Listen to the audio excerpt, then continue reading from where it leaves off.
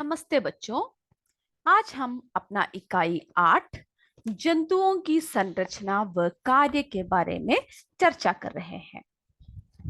तो आपने अपने आसपास, है ना, हम जब हमारे चारों ओर देखते हैं, हमारे आस पड़ोस में जब देखते हैं, तब क्या है, आप अगर कभी बाग में जाओ, नदी के किनारे जाओ, तालाब के किनारे, जंगल में, मैदान में, चिड़ियाघर आदि में, क्या देखते हो कि विभिन्न प्रकार के जंतुएं भ्रमण करते हैं, है ना। जैसे कि मेंढक हुआ, केचुआ हुआ, तिलछटा हुआ, घोंघा हुआ, सर्प हुआ, मछली, गिलहरी और भी बहुत सारे जानवर। देखने में क्या लगता है? देखने में लगता है कि जो हाथी स्थल पर पाए जाने वाला सबसे बड़ा जंतु है ना। तो क्या हाथी से भी कोई जंतु, कोई यानी कोई बड़ा जंतु किसी अन्य स्थान पर पाया जाता है? तो क्या है, दरअसल समुद्र में पाया जाने जाने वाला जो ब्लू व्हेल है, वो है सबसे बड़ा जंतु। ठीक है।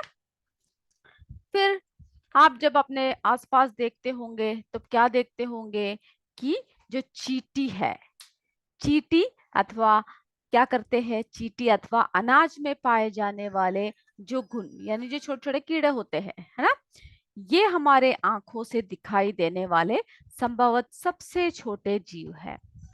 ठीक है। तो क्या इनसे भी छोटे जीव है? तो हम लोग जब आंखों से देखते हैं तो हमें लगता है कि जो चावल में छोटे छोटे जो कीड़े सब पाए जाते हैं या जंतु छोटे छोटे जो पाए जाते हैं, वही है सबसे बड़ा, सबसे छोटा जंतु या चींटी, है ना। हम लोग क्या सोचते हैं वे है। तो क्या है, उनसे भी छोटे जंतु होते हैं क्या? तो विभिन्न आकार के जंतु के बारे में हम सबसे पहला चर्चा करेंगे। ठीक है। हम किसके बारे में चर्चा करते हैं? विभिन्न आकार के जंतु। ठीक है। देखते हैं कौन कौन से आकार के हैं। विभिन्न आकार के जंतु।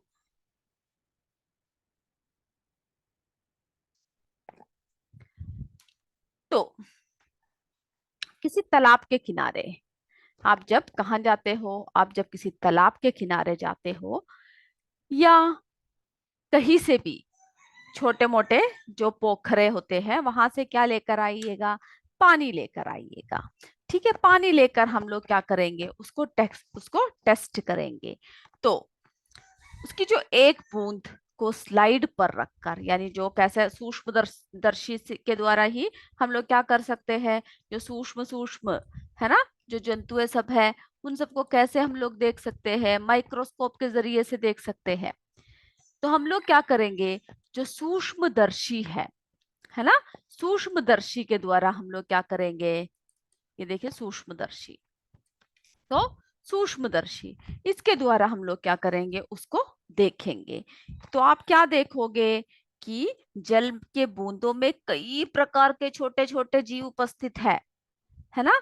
आप जब इससे क्या करोगे, आप जब जीवों को देखोगे तब क्या लगेगा आपको? जब उसके अंदर आप क्या करोगे, सूक्ष्मदर्शी द्वारा जब आप देखोगे तो क्या होगा, यहाँ पर स्लाइड रखकर उसमें एक बूंद पानी डालकर जब देख रहे हो तो आपको पता चलेगा कि जो है, जो हम आंखों से देख रहे हैं वही नहीं है। ठीक है। बल्कि जो है बहुत छोटे छोटे जीवाणु, जिन्हें हम क्या कर सकते हैं, अपने नग्न आंखों से नहीं देख सकते हैं। ठीक है। छोटे छोटे जीव उपस्थित है। तो ऐसे छोटे छोटे जीवों को क्या कहते हैं? सूक्ष्म जीव कहते हैं, जिनको हम लोग अपने नग्न आंखों से नहीं देख सकते, सूक्ष्मदर्शी द्वारा देख सकते हैं। ऐसे छोटे छोटे जीवों को हम लोग क्या कहते हैं? सूक्ष्म जीव। ठीक है। सूक्ष्म जीव कहते हैं। जैसे कि सूक्ष्म जीव के जो है बहुत सारे उदाहरण है ना, बहुत सारे उदाहरण हैं। जैसे कि जीवाणु,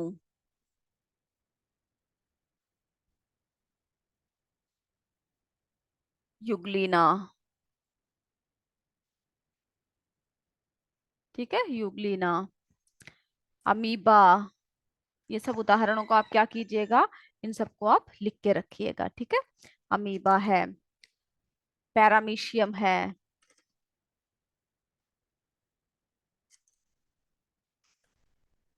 ठीक है, पैरामीशियम है।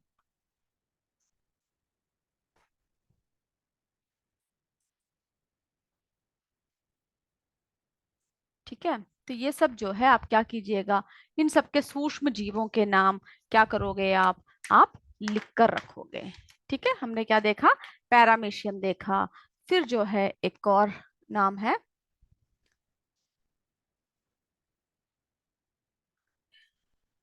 क्लेमाइटोमोनस, मोनास। ठीक है, क्या है, क्लेमाइटोमोनास, जो आपके ये देखिए, ठीक है, क्लेमाइटोमोनाइस। सो तो क्या है, ये सब जो है अति सूक्ष्म जीव है। और ये जीव कैसे होते हैं, ये जीव जो है एक कोशिक होते हैं। ठीक है, कैसे होते हैं, आपने एक कोशिक और बहुकोशिक के बारे में पढ़ा होगा। तो ये जीव कैसे होते हैं, ये जीव जो है एक कोशिक होते हैं, एक कोशिक जीव होते हैं। तो अब हम देखते हैं हमारे इसमें जो सूक्ष्मदर्शी जो दे रखा है, ठीक है, सूक्ष्मदर्शी जो दे रखा है उसको भी जरा हम लोग देख लेते हैं। देख रहे हो ना, ये सूक्ष्मदर्शी, इसमें यहाँ से क्या है, यहाँ से हम देखते हैं, ये क्या, इसे क्या बोलेंगे, नेत्रिका बोलेंगे। ये अवधारक लेंस, ठीक है, ये स्लाइड है, ये दर्पण है, यहाँ पर हम रखकर यहाँ से हम लोग इसको देखते हैं। तो ये क्या है, सूक्ष्मदर्शी है। और जब हम इसमें रखकर देखते हैं तब क्या है, जो पानी में जो हमने देखा कि पाए जाने वाला जीवाणुओं को, है ना, तो ये देखिए जीवाणु, ये देखिए युगलीना, पैरामीशियम, है ना, क्लमाइटोमोनास। तो ये सब क्या है, ये सब सूक्ष्म जीव है, पानी के एक बूंद। ये देखिए अमीबा, इन सबके आप देख रहे हो ना, इन सबके जो स्ट्रक्चर्स है, यानी इन सबकी जो शेप है वो क्या है, अलग अलग है। ठीक है, तो इन सब ये क्या करोगे, ये आप बनाओगे इस चित्र को, और इन सब के नाम भी इस तरह से आप लिखोगे, जो पानी में पाए जाने वाले सूक्ष्म जीव है।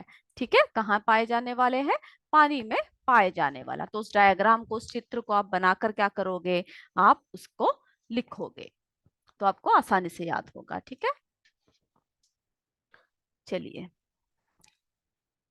अब जो है जैसे कि जीव विज्ञान के विविध क्षेत्रों में क्या है, सूक्ष्म संरचनाओं के अध्ययन करने के लिए हम लोग किसका प्रयोग करते हैं, हम लोग जो है सूक्ष्मदर्शी का प्रयोग करते हैं, है ना। तो जो हम लोग अपने नग्न आंखों से नहीं देख सकते, वो कैसे देख सकते हैं, किसके सहायता से, हम लोग सूक्ष्मदर्शी द्वारा। ठीक है, सूक्ष्मदर्शी के सहायता से हम लोग उसको देख सकते हैं।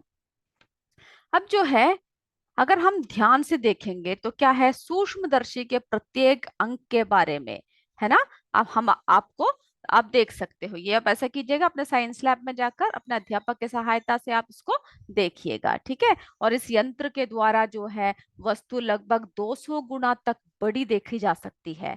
और स्लाइड तैयार करने के लिए कांच की slide, cover slip, watch glass, है ना, अभिरंजक ब्रश, कैंची, सुई, चिमटी आदि का प्रयोग करते हैं। तो ये आप अपने विज्ञान के लैब में जाकर जरा ये माइक्रोस्कोप देखिएगा। ठीक है, और उसके बारे में जानकारी इकट्ठा कीजिएगा। अब जो है आपके किताब में जो है एक चित्र दे रखा है, उस चित्र को जरा देखते हैं, जिसमें विभिन्न प्रकार के जंतुओं को दिखा रखा है। ठीक है, विभिन्न आकार के जो जंतु है उनको जरा देखते हैं हम लोग। तो ये देखिए, ये जो चित्र है इसमें जो है विभिन्न आकार के जंतु आप देख रहे हो ना, सभी जंतुएं जो इसमें दिखा रखा है क्या है, अलग अलग आकार के होते हैं, है ना, भिन्न भिन्न आकार के होते हैं। इनमें से कुछ में क्या होते हैं, कशूरक दंड नहीं पाया जाता है, यानी इनमें रीढ़ की हड्डी नहीं पाई जाती है ना। कुछ में क्या है, कशेरुक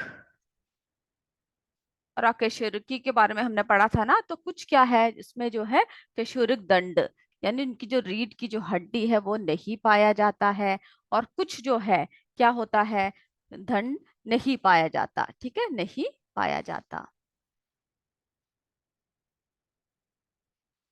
पाया जाता है। और कुछ में जो है क्या है, अकशेरुकी, और कुछ कशेरुकी में दंड पाया जाता है।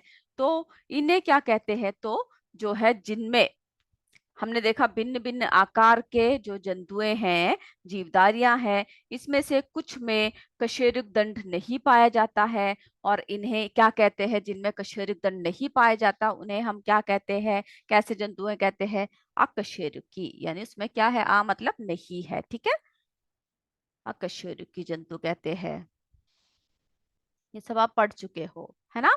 और कुछ में जो कशेरुक दंड पाया जाता है उन्हें क्या कहते हैं, कशेरुकी कहते हैं। तो यानी जो कशेरुकी होती है उनमें क्या होता है, जीवियों में, कशेरुकी में जो है दंड पाया जाता है, ठीक है, पाया जाता है। तो कशेरुक यानी कशेरुक दंड जहां पर नहीं पाया जाता, जिन जंतुओं में, उन्हें हम अकशेरुकी कहते हैं। और जिनमें दंड पाया जाता है उन्हें हम कशेरुकी कहते हैं, ठीक है। तो इस बात को याद रखिएगा। अब जो है कशेरुकी प्राणियों में मनुष्य, ये देख रहे हो ना, जो जिनमें रीढ़ की हड्डियां सब पाए जाते हैं, तो इन सब जंतुओं में जो है मनुष्य जो है, प्राणियों में मनुष्य सबसे अधिक विकसित प्राणी माना जाता है। क्यों? क्योंकि मनुष्य की आंख, नाक, कान, हाथ, पाव आदि क्या है, अलग अलग अंग है ना, जिनके जिनसे क्या कर सकते हैं, हम लोग अलग अलग कार्य कर सकते हैं, ठीक है। तो आपने ये इन सब जंतुओं को जरा देखिए, सभी को देखिए कि सब किस तरह के, सब कोई कशेरुकी है, कोई अकशेरुकी है, और किस तरह से उनकी जो शेप है, आकार है, सब जो है अलग अलग दे रखा है, ठीक है। तो इन सब के आधार पर जो है हम लोग क्या करेंगे, जो उनके आकार है, ठीक है, एक तालिका है आपके किताब में, एक तालिका दे रखा है, तालिका 8.1, ठीक है, तालिका कौन सा है, 8.1 दे रखा है। तो इस तालिका में आप क्या करोगे, इसमें ये भरोगे। अब देखिए अमीबा हमने देखा क्या है, कैसा आकार है, अनियमित, यानी कोई आकार नहीं है, कोई भी शेप हो सकता है उसका। अब तारामीन कैसा आकार का है, केचुआ कैसा है, मछली कैसा है, इसको आप क्या करोगे, आप इस तालिका को भरोगे, ठीक है, किस कैसे आकार आपको दिख रहा है। फिर फिर जो है हम लोग अब देखते हैं जंतुओं के विभिन्न अंग एवं पाचन कार्य, ठीक है, एवं उनके कार्य क्या क्या है। तो इसके बाद अब हम किसके बारे में चर्चा कर रहे हैं, जंतुओं के विभिन्न अंग के बारे में चर्चा करेंगे।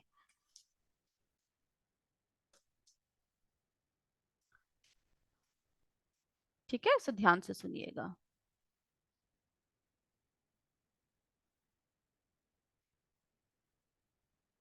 जंतुओं के विभिन्न अंग,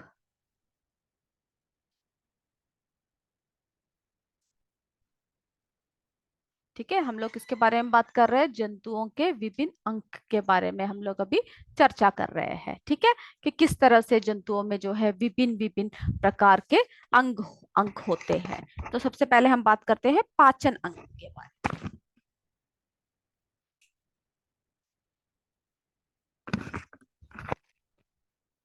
चलिए, तो सबसे पहले हम लोग किसके बारे में बात कर रहे हैं, पाचन अंग, यानी कैसे पाचन होता है हमारा अंग, ठीक है। तो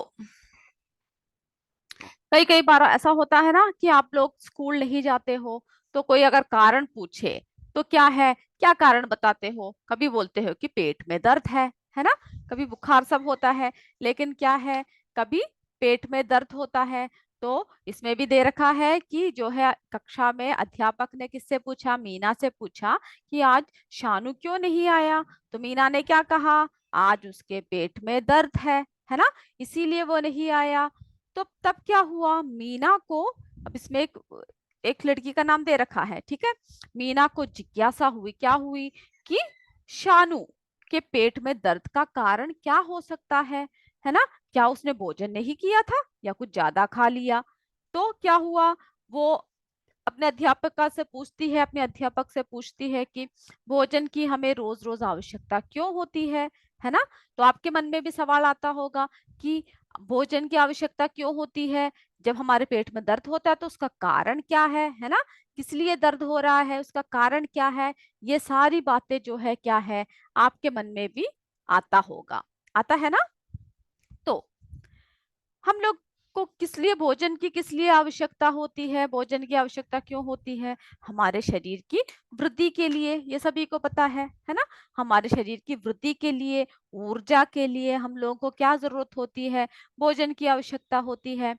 तो यह हम सबको पता है। अब क्या प्रश्न उठता है कि भोजन शरीर की कोशिकाओं में सीधे पहुंचकर ऊर्जा उत्पन्न कर सकता है क्या, है ना। क्या हमारे मन में क्या आता है कि भोजन जो हम खाते हैं, जैसे ही खाते हैं क्या उसी वक्त हमें ऊर्जा आ जाती है, या सीधे सीधे ऊर्जा हमारे शरीर में आ जाता है। तो है ना, ऐसा प्रश्न हमारे मन में उठता होगा कि ऐसा कैसे वो हमारे अंदर क्या है, सीधे पहुंचकर ऊर्जा उत्पन्न कर सकता है या नहीं। तो अगर नहीं तो ऐसा क्यों नहीं हो सकता, क्योंकि क्या होता है भोजन में, भोजन का घुलनशील रूप में बदलना। ठीक है, भोजन को किस रूप में बदलना पड़ता है, पहले भोजन को जो है कौन से रूप में बदलना पड़ता है, घुलनशील रूप में। ठीक है, कैसा होता है, अघुलनशील होता है, वो जो है हमारे पेट में जाकर किस में बदल जाता है, घुलनशील रूप में। ठीक है, उसमें बहुत सारी क्रियाएं होती है, रूप में बदलना। ठीक है, घुलनशील रूप में बदलना कोशिकाओं के लिए, यानी घुलनशील रूप में बदलना कोशिकाओं तक पहुंचने के लिए आवश्यक होती है। कहाँ तक पहुंचने के लिए आवश्यक होती है, कोशिकाओं तक। ठीक है, घुलनशील रूप में बदलना जो है कोशिकाओं तक पहुंचना के लिए आवश्यक होती है। ठीक है, कोशिकाओं तक पहुंचने के लिए क्या होती है, आवश्यक होती है घुलनशील रूप में। अब जो है कोशिकाओं तक पहुंचकर, कोशिकाओं तक जब पहुंचता है, यानी जो हमारे जो भोजन है वो क्या है, घुलनशील रूप में बदलना होता है, तभी वो कोशिकाओं तक पहुंचने के लिए आवश्यक है ना। कोशिकाओं तक तभी पहुंचती है। हमारे शरीर में भोजन में क्या क्या होता है, बहुत सारे पदार्थ होते हैं ना भोजन में। क्या क्या होता है, प्रोटीन होती है, वसा होती है, मांड होती है, विटामिन एवं लवण होते हैं। और इसमें से जो प्रोटीन, मांट, अब कौन कौन सा है जो घुलनशील है वो देखते हैं हम लोग, है ना। कौन कौन सा घुलनशील है, कौन कौन सा अघुलनशील है, इसके बारे में जरा देखते हैं। अब जो है हमारे भोजन में पहले देखते हैं क्या क्या है, हम जो खाते हैं उसमें क्या क्या है, प्रोटीन। ठीक है, प्रोटीन, वसा, मांट, विटामिन,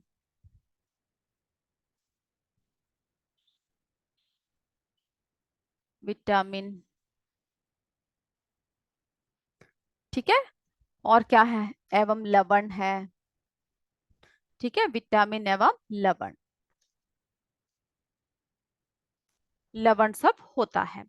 तब क्या है, इसमें से जो प्रोटीन और जो मांड है, ये क्या है, प्रोटीन और मांड तथा वसा, ये तीनों, ये क्या है, पानी में अघुलनशील होते हैं। ये क्या है, पानी में अघुलनशील होते हैं। ठीक है,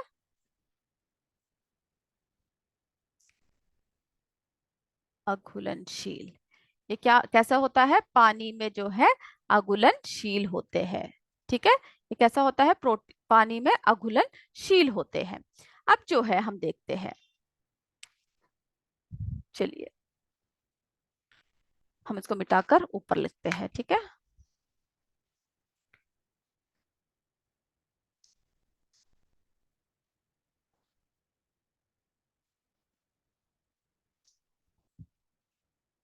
चलिए तो हमने क्या देखा, जो प्रोटीन है ना, प्रोटीन, वसा, प्रोटीन, फिर क्या है, मांट, वसा, ये सब जो है पानी में क्या कैसा है, अघुलनशील है।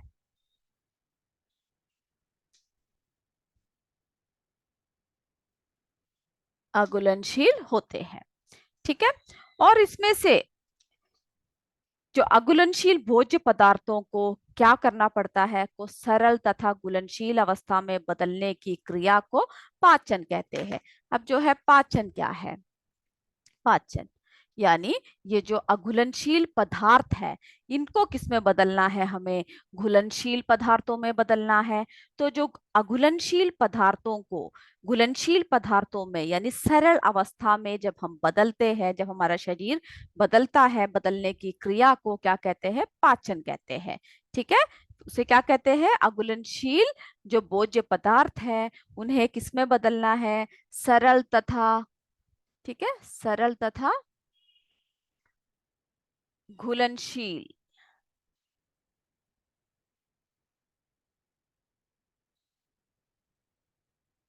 सरल तथा घुलनशील में बदलने की अवस्था को पाचन कहते हैं। और मनुष्य में ये क्रिया जो है, कौन कौन से इससे होता है, मतलब कि ये जो मनुष्य में जो क्रिया है वो हमारे इसमें निम्नलिखित अंगों द्वारा संपन्न होती है। इसके लिए हम क्या करते हैं? ये चित्र की सहायता लेते हैं। आपके किताब में एक चित्र दे रखा है, जरा उस चित्र को देखिए, 8.3। सभी उस चित्र को जरा देखिए, 8.3, जिसमें हमारी क्या है? पाचन क्रिया के बारे में बता रखा है। ठीक है। इसको आप, इस चित्र को आप क्या करोगे? आप इस चित्र को बनाकर भी आओगे। ठीक है। तो ये देख रहे हो ना, मुंह गुहा, ये जहां से हम, ये हमारा मुख है। यहाँ से हम क्या कर रहे हैं? इस मुंह से हम लोग खाना भोजन खाते हैं, तो ये है, यहाँ पर एक गुहा जैसा लग रहा है ना, ये है हमारा मुख गुहा। ठीक है। अब जो है उसके बाद देख रहे हो, ये जो नली जा रही है, देख रहे हो ना, ग्रास नली। हम्म। जो जिसे हम लोग इसकी नली कहते हैं भोजन की, जब हम खाते हैं तो कहाँ से जाता है? ये इस ग्रास नली से होता हुआ जाता है। उसके बाद जो है, ये देख रहे हो आमाशय, फिर कहाँ पर पहुंच रहा है? आमाशय में। और उसके बाद फिर जो है भोजन ऐसा होता हुआ कहाँ पर जा रहा है? हमारी छोटी आंत यानी स्मॉल इंटेस्टाइन में। उसके बाद जो है फिर बड़ी आंत में। ठीक है। तो ये क्या है? एक यानी इतनी लंबी क्रिया है हमारे शरीर के अंदर जो है हो रहा है। तो इसे हम लोग क्या कहते हैं? इसे हम लोग जो है पाचन अंग कहते हैं। ठीक है। कौन कौन सा है पाचन अंग? एक तो एक कौन सा है? मुख गुहा, फिर जो है भोजन नली यानी ग्रास नली, फिर जो है आमाशय, और छोटी आंत और बड़ी आंत। ठीक है। ये सब क्या है? हमारे पाचन अंग कहलाते हैं। और इसमें से जो है दो पाचन ग्रंथियां भी है। क्या है? पाचन ग्रंथियां। ये देख रहे हो आप, यकृत, ये क्या है? हमारे पाचन को करने वाली, ये मनुष्य के शरीर की सबसे बड़ी ग्रंथि है। क्या है? मनुष्य के शरीर की सबसे बड़ी ग्रंथि होती है। ठीक है। ये चॉकलेट या गहरे भूरे रंग की होती है। कैसे रंग की होती है? ये चॉकलेटी या फिर एक भूरे रंग का होता है। ठीक है, ऐसा रंग का होता है। और ये किसका निर्माण करता है? ये जो, ये देख रहे हो, पीत रस का ये निर्माण करता है। ठीक है, पीत रस का निर्माण करता है। उसके बाद जो है अग्नाशय, देख रहे हो। उसके बाद क्या है? अग्नाशय, यानी अग्नाशय में क्या है? अग्नाशय हल्के गुलाबी रंग की ग्रंथि होती है। कैसे ग्रंथि होती है? हल्के गुलाबी रंग की ग्रंथि होती है। और इसे जो है, इसमें क्या होता है? अग्नाशयी रस का स्राव करती है। तो ये सभी जो पाचन यंत्र है ना, पाचन यंत्र जो है, ये पाचन की पाचक ग्रंथियां यानी पाचक पाचक अंग और इसकी जो ग्रंथियां हैं, ग्रंथियां मिलकर क्या बनाती है? पाचन तंत्र बनाती है। और इन पाचन ग्रंथियों से क्या निकलता है? कौन सा रस स्रावित होता है? इनसे जो है कौन सा रस होता है? ग्रंथियों से पाचक रस स्रावित होते हैं। और ये पाचक रस जो होता है, ये रासायनिक क्रिया द्वारा क्या करते हैं? भोजन में जो उपस्थित प्रोटीन, मांड तथा वसा को, जो हमने बताया कि पानी में घुलनशील नहीं है, उनको क्या करते हैं? सरल तथा घुलनशील अवस्था में क्या कर देते हैं? बदल देते हैं। ठीक है। तो ये जो सरल पदार्थ क्या करते हैं? आहार नाल में रसांकुर द्वारा अवशेषित किए जाते हैं। उसके बाद जो है, यदि हम आवश्यकता से अधिक भोजन अगर लेते हैं, तब क्या होता है? इन पाचन ग्रंथियों को क्या होता है? इन्हें जो है मुश्किल होती है ना। अगर हम अधिक भोजन ले लेते हैं, तब इन पाचन ग्रंथियों से पाचक रस का स्राव भी प्रभावित होता है, जिससे कि क्या नहीं होता? भोजन ठीक से पचता नहीं है, और हमारे पेट में क्या शुरू हो जाता है? दर्द शुरू हो जाता है ना। तो तभी हमें क्या कहते हैं, उतना ही भोजन खाना चाहिए जितना हमें हमारे शरीर में प- पच सके। यानी कोई भी, अगर आपने किसी टेस्टी चीज को देख लिया तो ये नहीं कि आप खाते रहो कि मम्मी ने आज समोसा बनाया है, तो उतना खाना चाहिए जितना हमारे पेट में घुस सके। कभी कभी क्या होता है कि हमारा पेट भर जाता है फिर भी हम खाते हैं क्योंकि हमारा पसंद का होता है। तो कभी भी ऐसा नहीं खाना चाहिए, ठीक है। जिससे हमारी पाचन तंत्र में क्या हो जाता है, उसमें मुश्किलें आती है और हमारे पेट में दर्द आदि शुरू हो जाती है। तो जिससे भोजन नहीं होता है, अगर आप ज्यादा खा लेते हो तो ठीक से पचता नहीं है और पेट में दर्द शुरू हो जाता है। तब जो मीना ने जो अध्यापक से सवाल पूछा था कि पेट में दर्द क्यों है शानू के, वो अब उसको समझ में आ गया ना किस लिए है। तो आप क्या करोगे, इस चित्र को आप बना कर आओगे और उसके बारे में आप लिख कर आओगे, ठीक है। तो जो एक कोशिक जो होते हैं, जंतुएं जो होते हैं एक कोशिक संरचना वाले सूक्ष्म जीव जो होते हैं, उनमें भी क्या होता है, भोजन की पाचन, यानी जो सूक्ष्म जीव, जैसे कि सूक्ष्म जीव के बारे में हमने बताया ना, अमीबा है, पैरामीशियम है आदि, उनमें क्या होता है, भोजन का पाचक कैसा होता है, कोशिका में होता है, ठीक है। तो हमने अभी क्या देखा, अभी हमने मनुष्य की पाचन यंत्र को देखा है ना, पाचन तंत्र कैसा होता है, पाचन अंग क्या है। तो इसमें हमने इस बात को आप याद रखोगे कि क्या बोलते हैं, ये पाचन यानी जो मुख गुहा है, ये सभी आप लिख कर रखोगे, ठीक है। मुख गुहा, भोजन नली, जिसे हम लोग क्या कहते हैं, ग्रास नली भी कहते हैं।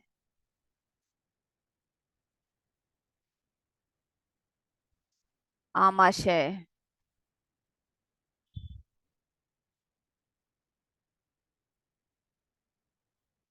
छोटी आंत,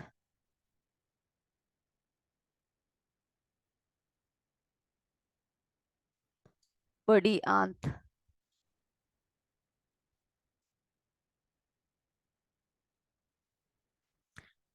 ये सब क्या है, पाचन अंग है, ठीक है, पाचन अंग है। और पाचन ग्रंथियां, इनसे संबंधित दो पाचन ग्रंथियां देखे हमने, कौन कौन से देखे, पाचन ग्रंथियां।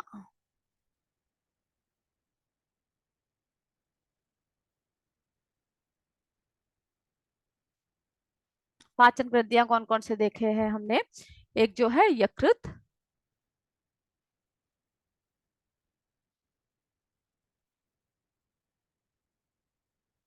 और दूसरा क्या देखा, है ना, दूसरा हमने अग्नाशय,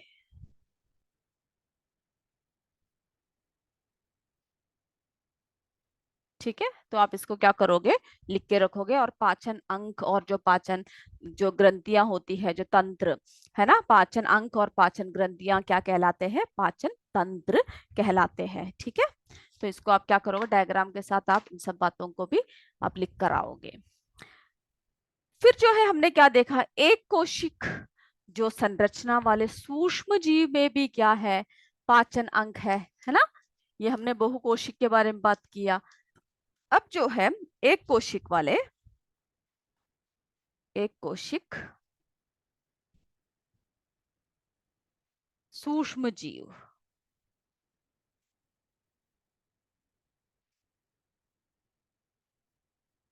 एक कोशिक सूक्ष्म जीव में भी क्या है, पाचन तंत्र है ना, पाचन के अंग होते हैं।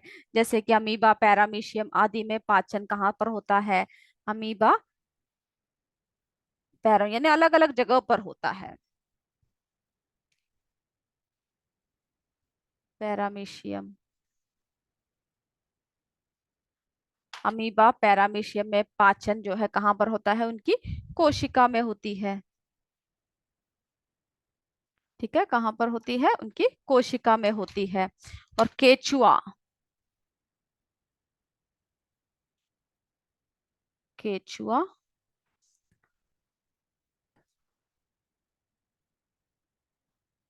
तिलछट्टा,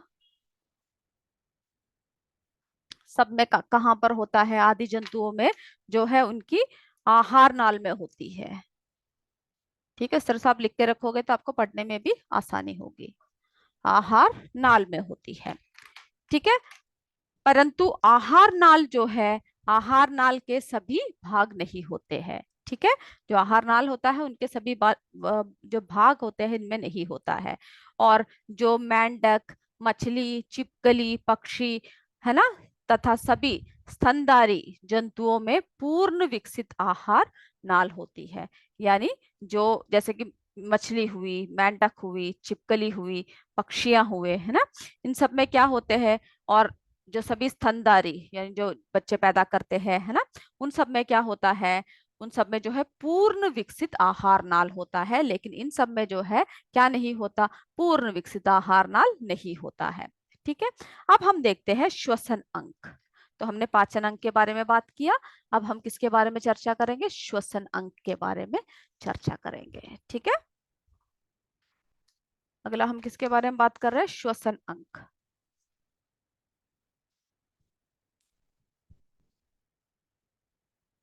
श्वसन अंग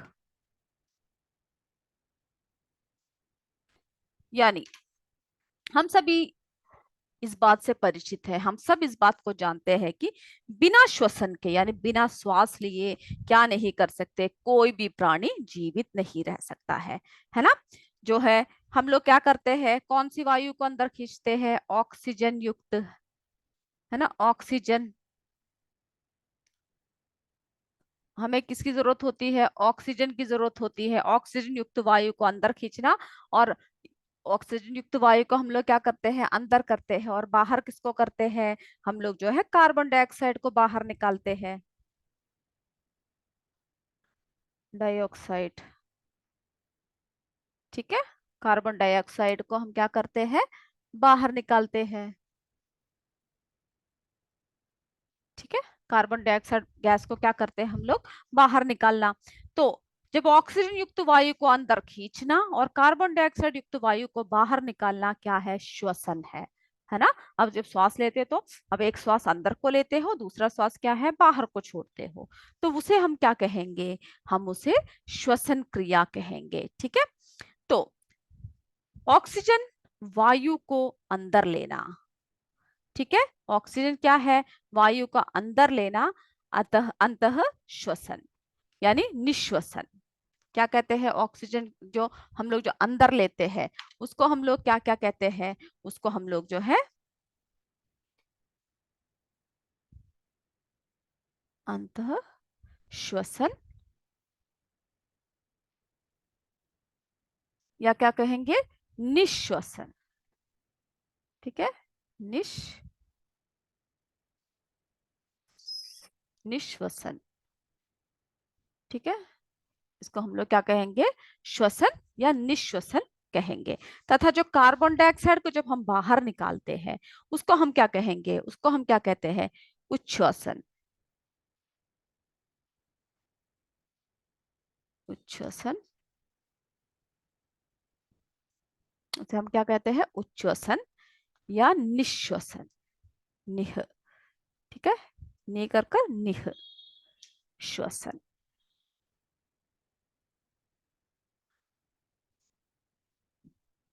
ठीक है, तो ऑक्सीजन को जब हम लोग अंदर लेते हैं, ठीक है, ऑक्सीजन क्या लेते हैं, अंदर लेते हैं, तो ऑक्सीजन युक्त वायु को लेना, अंदर लेना, उन्हें क्या कहेंगे हम लोग, अंतःश्वसन या निश्वसन कहेंगे। और कार्बन डाइऑक्साइड को जब हम बाहर निकालते हैं तब क्या कहेंगे, उसे हम क्या कहते हैं, उच्छ्वसन या फिर निःश्वसन। ठीक है, तो यह एक कैसा प्रक्रिया है, एक सतत प्रक्रिया है जो हम लोग प्रत्येक जीव जंतुओं के जीवन में क्या होता है, ये निरंतर चलता रहता है ना। और जिसकी वजह से क्या है, जीवन पर्यंत चलती रहती है। अगर हमारा श्वास रुक जाए तो क्या होगा, हमारे जीवन भी रुक जाएगा, है ना। तो जंतुओं में श्वसन क्रिया विभिन्न अंगों द्वारा होती है। जैसे कि आपने पढ़ा होगा ना, मछलियों में कैसे होता है, मछलियों में जो है उनके जो क्लोम यानी गिल द्वारा होते हैं, है ना। तो इन सबको आप लिख के रखिएगा कि किस किस जीव जंतु में कैसे कैसे श्वसन क्रिया होते हैं। ठीक है, किसके द्वारा होता है, क्लोम द्वारा होता है, यानी गिल के द्वारा होता है। और कीट पतंगों में क्या है, तिलछटा, मक्खी आदि में जो है कैसे होता है, आदि में वायु नलिकाओं द्वारा होती है। पक्षियों में फेफड़ों से संबंधित वायु कोशों द्वारा, तथा स्तनधारियों जैसे मनुष्य है, मनुष्यों में क्या होता है, फेफड़ों द्वारा श्वसन होता है। तो क्या है, नासिका, नासामार्ग, ग्रसनी, कंठ, श्वास नली, श्वास नलिकाएं तथा फेफड़ों में, फेफड़ों को क्या करते हैं, सम्मिलित, यानी ये सभी जब इकट्ठे मिलते हैं तब क्या कहते हैं, हमारा श्वसन तंत्र कहते हैं। ठीक है। तो हमने देखा विभिन्न जीवों में जो है श्वसन विभिन्न विभिन्न प्रकार से होता है ना। और श्वसन तंत्र किसे कहते हैं, जब हमारे क्या क्या मिल जाता है, नासिका, ठीक है, नासिका, नासामार्ग,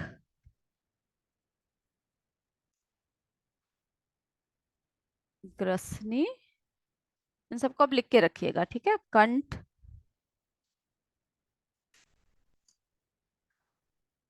श्वास नली,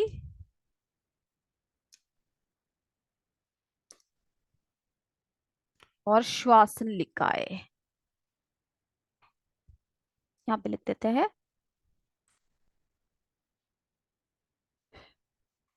श्वासन, श्वासन नलिकाए, श्वास नलिकाए, ठीक है, नलिकाए। फिर जो है फेफड़े, यानी फेफड़ों द्वारा, यानी इन सबको मिलाकर हम लोग क्या कहेंगे, इन सभी को मिलाकर हम लोग क्या कहते हैं, क्या कहेंगे, इन सारे जो है अंकों को मिलाकर हम लोग क्या कहते हैं, श्वसन तंत्र कहेंगे। ठीक है, श्वसन तंत्र, इन सबको मिलकर, ये सब मिलकर क्या कहलाता है, श्वसन तंत्र कहलाता है। अब जो है हम लोग अपने अगली कक्षा में किसके बारे में चर्चा करेंगे, हृदय के बारे में चर्चा करेंगे। ठीक है। तो आज की जो है कक्षा हम लोग इतना ही इतना ही बताया है हमने आपको। इन सबको ध्यान से सुनिएगा कि हमने विभिन्न आकार के जंतुओं को देखा, फिर जंतुओं के विभिन्न अंग एवं उनके कार्य के बारे में चर्चा कर रहे हैं, जिसमें हमने पाचन अंग के बारे में बात किया है ना, और श्वसन अंग के बारे में बात किया। अब अगली कक्षा में हम लोग इसके बारे में चर्चा करेंगे, हृदय और अन्य अंकों के बारे में चर्चा करेंगे। तो इस कक्षा को आप ध्यान से सुनिएगा, और सारी बात, सारे जो चित्र आपसे बता रखे हैं वो सब आप बना कर आओगे, उनके बारे में लिखकर पढ़ कर आओगे। ठीक है। तो आज की कक्षा हम यही समाप्त करते हैं। जय विद्या शक्ति, जय हिंद, जय भारत। धन्यवाद मेरे बच्चों।